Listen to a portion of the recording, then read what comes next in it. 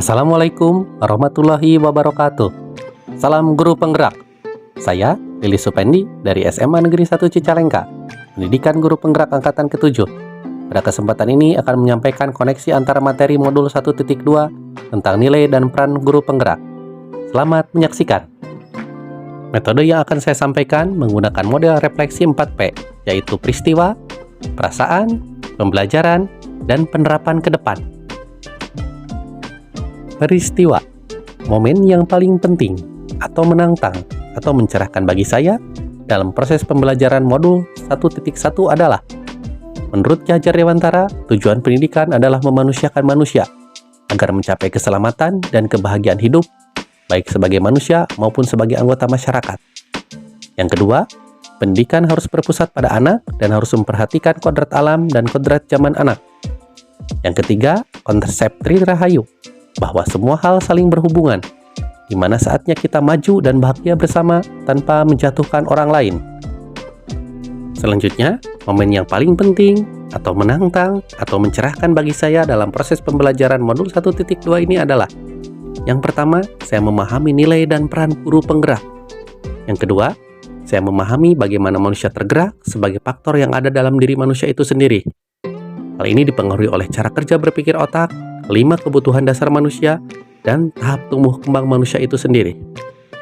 Yang ketiga, saya memahami bagaimana dan ke arah mana manusia merdeka bergerak, yaitu adanya teori pilihan, mewujudkan profil pelajar Pancasila, dan nilai guru penggerak.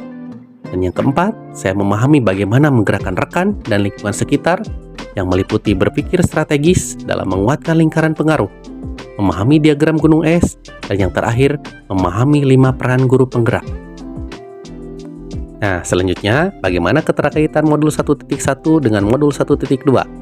Yang pertama, pemikiran Ki Hajar Dewantara menyatakan tujuan pendidikan berpihak pada murid. Oleh karena itu, saya selaku guru harus menjadi pemimpin pembelajaran, menuntun dan membimbing mereka agar menemukan minat dan bakatnya, sehingga mereka menjadi pribadi yang unggul, kreatif, dan dinamis. Yang kedua, menurut Ki Hajar Dewantara, tujuan pendidikan adalah memanusiakan manusia, menuju keselamatan dan kebahagiaan. Maka, selaku guru, kita harus menguatkan nilai guru dalam mengelola pembelajaran yang inovatif dan bermakna.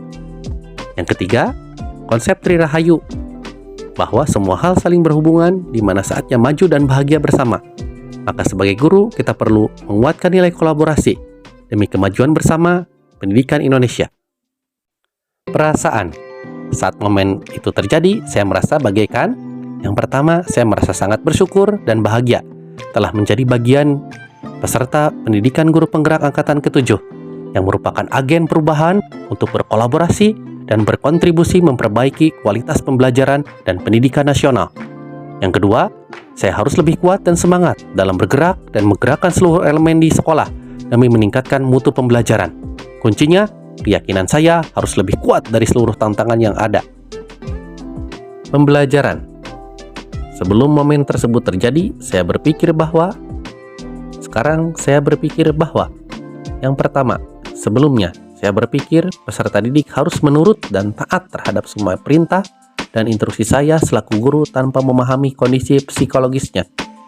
Sekarang, saya menyadari bahwa sebagai pendidik perlu menuntun anak dengan memberikan keteladanan dan sentuhan hati sambil tetap mengingatkan sistem aturan yang berlaku. Yang kedua, sebelumnya, karakter peserta didik dianggap harus sama dalam mengikuti pembelajaran yang saya sampaikan. Sekarang, saya menyadari bahwa setiap anak memiliki keunikan dan perbedaan karakteristik, minat, dan bakatnya. Dan yang terakhir, yang ketiga, sebelumnya, karena padatnya kesibukan, pembelajaran terkadang hanya formalitas transfer materi semata, sehingga saya kurang memperhatikan dalam memberikan pemberdayaan, pemaknaan dalam pembelajaran kepada peserta didik. Sekarang, saya menyadari bahwa pembelajaran merupakan pengalaman yang berharga bagi peserta didik, sehingga perlu mendapatkan pemberdayaan dan pemaknaan di dalamnya. Yang terakhir, penerapan ke depan. Yang pertama, saya akan mengembangkan pembelajaran yang berpihak kepada murid, seperti discovery learning, problem based learning, dan project based learning.